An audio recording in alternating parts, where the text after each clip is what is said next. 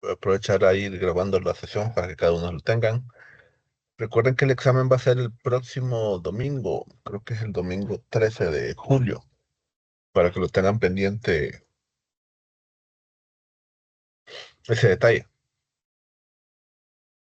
Em, si pueden ver la presentación, que creo que sí.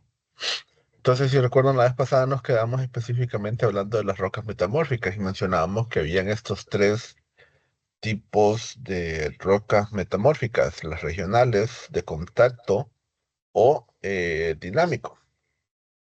Entonces, cuando mencionamos que son rocas metamórficas regionales, aquí específicamente lo que estamos mencionando, perdón, o diciendo es que estas rocas ocurren en áreas muy grandes por procesos que se están ocurriendo en dicha zona. ¿Verdad? Quizás un cambio de presión en una zona acelerada o un aumento o disminución de las temperaturas, pues puede ir cambiando específicamente la estructura física o química de las rocas en dichas presiones, ¿verdad? Entonces, por lo tanto, todos estos elementos o valores van a sufrir también un cambio. También puede ser un cambio por las placas tectónicas que tienen alrededor de dicha zona, en los cuales se puede ocurrir específicamente dicho cambio o variación. También está lo que llamamos metaformismo de contacto, que aquí es específicamente, por ejemplo, cuando hay una presencia de calor o de fluidos magmáticos que están actuando en dicho elemento. Por ejemplo, cuando hay una erupción de uno de estos elementos, si recuerdan, mencionábamos que el calor era sumamente importante para determinar los tipos de rocas anteriormente. Entonces, cuando tenemos la presencia de calor, naturalmente significa, o de magma en dicha zona, significa que el aumento de la temperatura en, en dichas zonas irá en aumento. Entonces, con esos materiales calientes también puede haber este cambio en el tamaño de la intrusión o ciertas alteraciones que se puede quedar específicamente con la presencia de magma en dichas zonas. Luego lo que tenemos es el metaformismo dinámico, que esto específicamente ocurre o sucede cuando tenemos la presión o el esfuerzo de estas zonas. Si recuerdan esto, como se observa en la imagen, es uno de los tipos de fallas, o no sé si ya la vimos estos tipos de fallas, pero hay fallas que van en esta dirección, hay fallas que van en direcciones separadas, pero hay otras que van como en movimiento lateral, y es específicamente este tipo de caso que está ocurriendo acá. Entonces, las zonas donde está en contacto lateral dentro de las placas es donde se puede dar este metaformismo dinámico, en las cuales van a haber grandes presiones debido al contacto que se tienen específicamente en esa zona y si el contacto o el movimiento que se tiene en dichas zonas alegadas. Entonces, ¿qué vamos a entender por metaformismo? Observemos específicamente esa imagen y también observemos la tabla que está en la parte inferior. Ahí podemos tener cierto origen o cierto valor en función a estos casos que se están presentando ahora. Entonces observemos que si hablamos de un metaformismo regional, estamos hablando de cambios que pueden extenderse en temperatura desde los 200 hasta los 800 grados Celsius. El metaformismo de contacto es desde los 200 hasta casi cercano a los 1000 grados Celsius. Pero el metaformismo de subducción, como se presenta en este caso, que es el otro tipo de metaformismo que nos hace falta describir, es desde los 200 hasta un valor cercano a los 600 grados. Entonces, estos tipos de cambios pueden causar estas dificultades. Y observen también que en el eje vertical podemos observar las presiones a las cuales están sometidos estos tipos de cambios y a la profundidad mediante los cuales se pueden encontrar estas variaciones. Por ejemplo, de contacto, poca profundidad y poca presión. Pero el metaformismo de subducción Se va a encontrar a gran profundidad y a grandes valores de presión se está registrando específicamente el cambio. Entonces, en función a esto, se puede ir calificando también el tipo de cambios que puede ir ocurriendo si estamos observando los tipos de temperatura asociados con dicho elemento y también observamos en los ejes verticales también la presión y la temperatura. Entonces puede ser en diogénesis un grado bajo o muy bajo, un grado bajo, en grado medio y en alto grado. Y luego tenemos las dos condiciones en los extremos, que es la anatexia y en condiciones de presión y temperatura que no existen en la litósfera.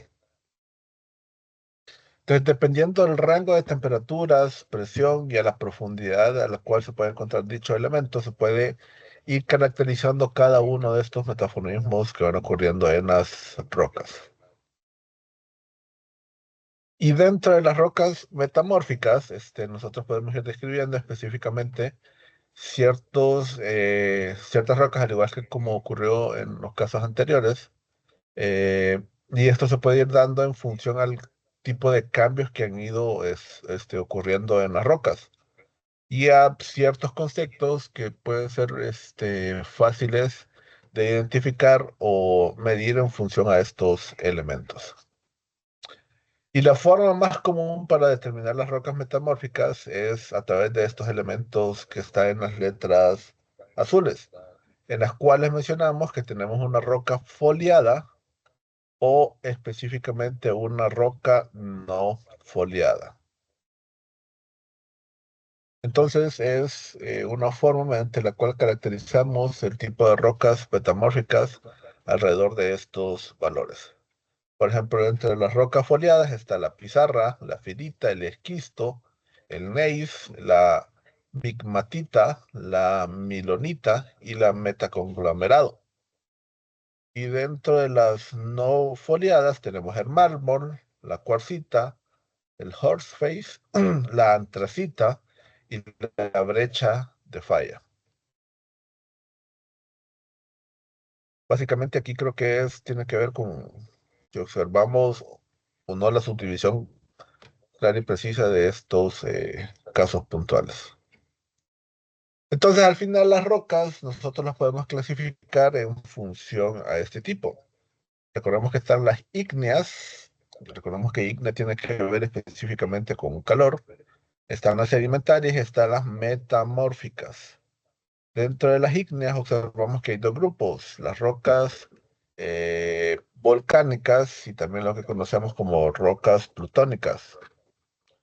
Creo que las volcánicas son las que llevan el término in en la descripción del nombre y las plutónicas son aquellas que llevan el nombre ex, que es una forma también característica de irlas caracterizando. Dentro de las volcánicas podemos observar el basalto y la pumita, y de las plutónicas el granito y el gabbro. Si recordamos las volcánicas se les llama así porque tienen contacto directo con el magma, perdón. Y podríamos decir que estas rocas inicialmente eran magma, se enfriaron y ahora se convierten en estos tipos de rocas. Dentro de las sedimentarias, si recordamos, están las dendríticas y las no dendríticas. Pero si recordamos, aquí también había otra como división mencionar si eran, si tenían la presencia de silicio o no. Y dentro del de silicio mencionábamos las de silicio claro y silicio oscuro. Era otra forma de división que existía, ¿verdad? Aquí las dividimos entre dendríticas y no dendríticas. Dentro de este caso, dendríticas tenemos el conglomerado, la arcilla y el cemento, y las no dendríticas, el yeso y la caliza, que si se combina también con el cemento es un elemento para obtenerlo. Y dentro de las metamórficas tenemos a la textura que le llamamos con foliación y no foliadas. Y los tipos de roca creo que ya las he mencionado anteriormente. Entonces, algo que nosotros debemos saber de las rocas es que no necesariamente desde el origen o posibilidad que existe de esa roca siempre ha estado en determinada división en función a eso que acabamos de observar, ¿verdad? Entonces, estos elementos, en muchos cambios, puede ser que un tiempo fuera una roca ígnea, que después se transformó en una roca metamórfica, pero después quizás esa roca metamórfica se fue degradando y se convirtió en una roca sedimentaria, o puede ser de que solo parte de estas rocas fue sufriendo este cambio, o puede ser de que toda la roca completa, ¿verdad? Esto sí va a depender de los cambios o presiones que se han observado en estos tipos de materiales. Y esto es como una forma para tratar de saber en función a los cambios que ocurren o que se puede observar que van ocurriendo en las rocas, que nos va o que nos especifica directamente cómo el tiempo ha ido transcurriendo a través de estos elementos. Entonces aquí lo que tenemos es un claro ejemplo de cómo se puede ir cambiando cada una de estas rocas. Observemos, por ejemplo, si empezamos por la zona de magma, empieza la cristalización o el enfriamiento de estos elementos. Tenemos las rocas plutónicas o intrusivas y después tenemos las volcánicas o extrusivas. Entonces se empiezan a cristalizar. En este punto se puede llegar a producir que se están liberando ciertos sedimentos. Entonces ocurre la materialización, va la sedimentación y al final de un tiempo estas rocas o estos elementos se terminan convirtiendo en rocas sedimentarias, pero al estar expuestos en el subsuelo, puede ser de que la presión de las placas tectónicas o la presión que viene de la parte superior, vaya ayudando a que éstas se vayan convirtiendo en metamórficas. Y puede ser también que estas rocas metamórficas estén entrando en zonas de mayor calor. Entonces empieza primero la fusión, que es el caso mediante el cual un sólido se convierte en líquido y al final termina siendo magma nuevamente. Entonces, eso es algo que ocurre específicamente con las rocas en nuestro entorno. Estos cambios se van produciendo y produciendo y es específicamente cómo podemos identificar el material que tenemos en nuestro alrededor. Puede darse por procesos internos o procesos externos a la zona o por condiciones distintas a regiones propias donde se encuentran las rocas, ¿verdad? Entonces, de esa forma se puede ir definiendo cada uno de estos eh, elementos. Entonces, para estos procesos que se pueden encontrar en la capa o en el ciclo litológico, existen tres razones para ir al descrimiento. Una es la enfriamiento y cristalización, otro es la erosión, meteorización y sedimentación, y otra es el metaformismo. Entonces, si observamos el enfriamiento y la cristalización, recordemos que el magma es un material que es extremadamente caliente, ¿verdad? Pero cuando este sale a la superficie o quizás en ciertas zonas del subsuelo, a mayor profundidad está un poco más caliente, pero conforme va aumentando su altura, este se va perdiendo temperatura. Entonces eso es lo que ayuda para que este se enfríe o se cristalice según las zonas donde se puede encontrar cada uno de estos elementos. Entonces, por ejemplo, las imágenes que está a la derecha, a la izquierda se puede observar cómo una zona era afectada por el magma, pero ha ido perdiendo temperatura, entonces este elemento se empieza a solidificar y observar específicamente ese caso. No sé si recuerdan la transformación del agua con el hielo. Es exactamente similar. Conforme el agua va perdiendo temperatura o se va reduciendo este valor, entonces se convierte en hielo, ¿verdad? Naturalmente, no ocurre específicamente a la misma temperatura que todos conocemos. La zona de enfriamiento que tiene el agua es a los 0 grados Celsius.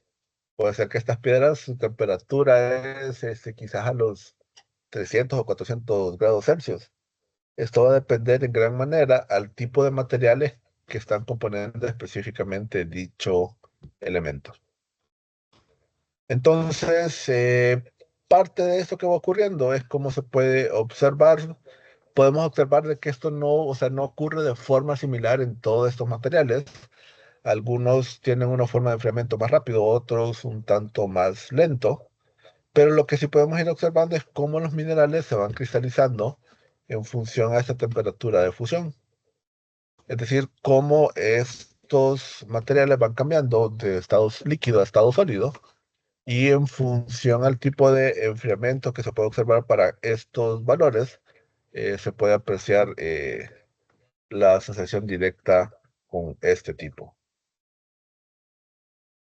Entonces, la cristalización del magma, recordemos que esto ocurre porque estos materiales se van enfriando y podemos observar específicamente esta imagen que observamos acá a la derecha.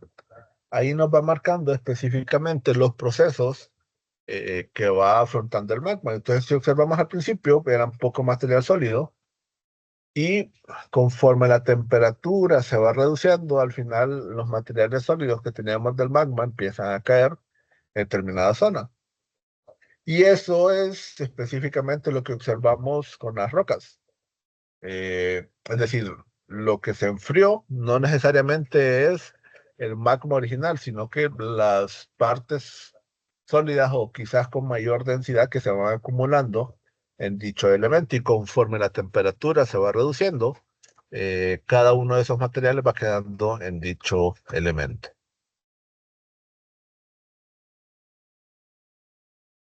Aquí tenemos específicamente lo que es la serie de Bowen, que básicamente muestra los tipos de materiales que se pueden ir produciendo en función a esto que hablamos acá, ¿verdad?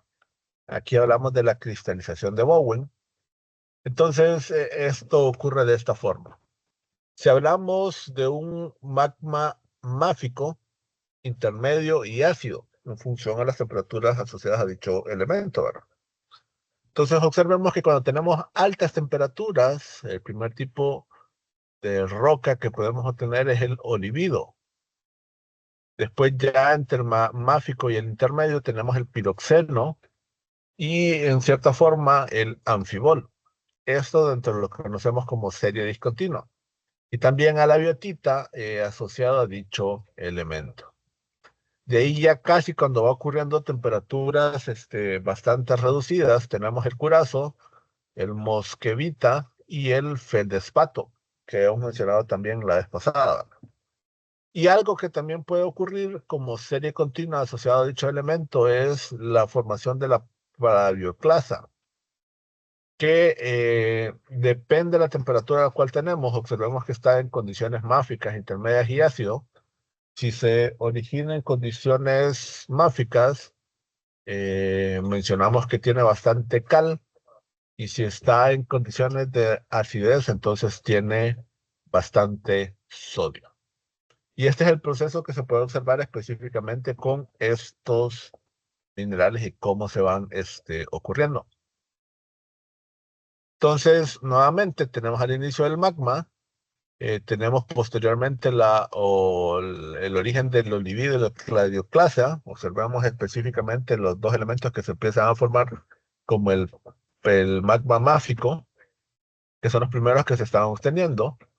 Y después, dentro del último elemento, cuando ya la temperatura está reduciéndose, tenemos específicamente la formación de los otros tipos de rocas, como la felsita, el piroxeno, que se van ocurriendo con cada uno de estos elementos conforme la temperatura de este elemento va en reducción. No sé si tenemos preguntas o dudas por acá, pero creo que este tema del magma y ya de las placas tectónicas lo dejaríamos para la última clase que tendríamos el próximo sábado, en la cual ya vamos a hablar específicamente de los tipos de cambios que ocurren con las placas tectónicas.